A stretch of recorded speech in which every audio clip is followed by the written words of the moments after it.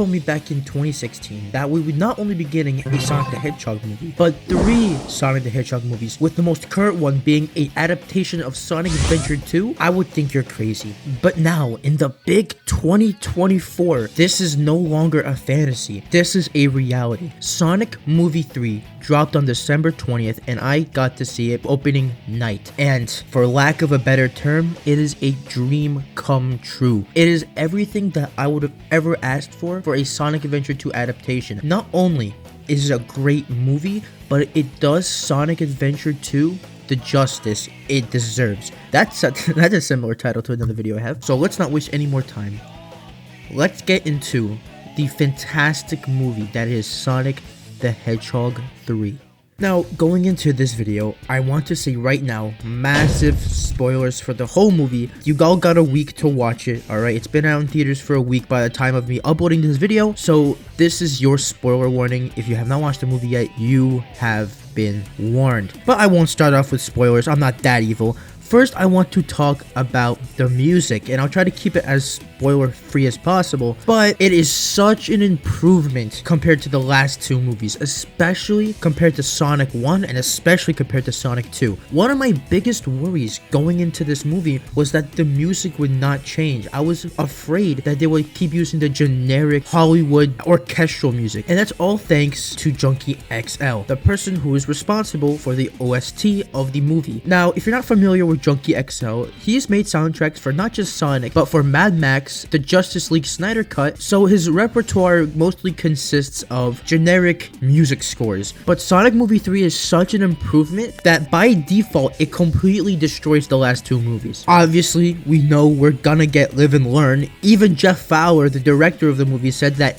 there is no universe where he makes a Sonic Adventure 2 movie and not put in Live and Learn. And I'm very happy that's in the movie. But besides that, we also get so many callbacks to the games. Now, this part I'm not gonna spoil just because I think it's so fun to just find where they are in the movie. So I'm not gonna tell you where they are, but I'm telling you, if you're a Sonic fan, you're gonna love the references and the remixes of classic Sonic songs in this movie. By no means this is perfect. There could still be much more improvement. But this is such a massive leap compared to the last 2 movies that I'm genuinely shocked that he actually took the feedback and listened to our criticism. So I have to give my props where props is due. Good shit, Junkie.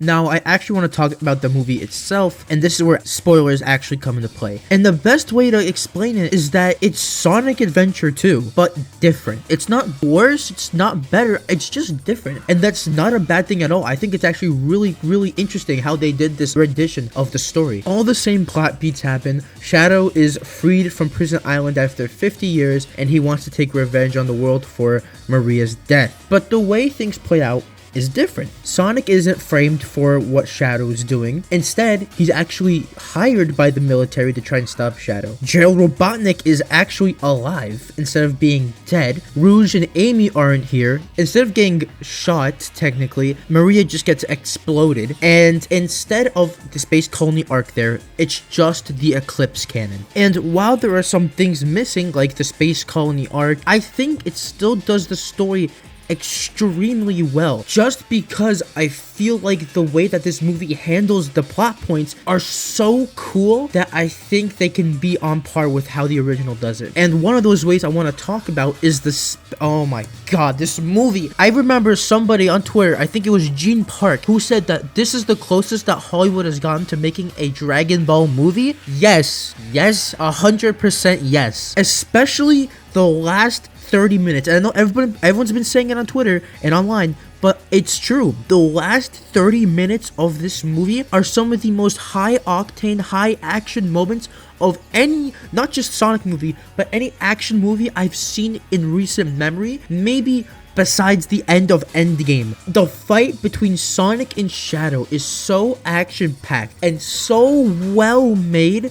And then there's one shot where, oh my god, it's so good. And not just at the end, but like the whole movie is filled with these fight scenes that are so well made. It feels like they finally get how Sonic and Shadow and all the characters are supposed to move and fight at that high speed, like the fight in Tokyo, or more creative fights like the fight in Gun Base, which is basically this movie's version of Security Hall, where it's actually kind of a neat reference to where the gravity is affected. It's a kind of a neat reference to Crazy Gadget and its gravity mechanic. The way that these characters move and fight in this movie is so well done that this is like the standard. This is how it has to be for the movies going forward. But of course, action is just the base. If the movie has no depth, then it's just gonna feel hollow. But I'm so happy to say that the character writing and the story writing in this movie is also expertly well done, especially the relationship between Shadow and Gerald Robotnik. I've said this before, but Shadow is really weak-minded when you really think about it. A difference in this movie compared to the games is that his memory isn't messed up. He remembers everything, but where he struggles in this movie is the morality of the situation. He's constantly unsure of what he's doing is the right thing. Like in Gun HQ,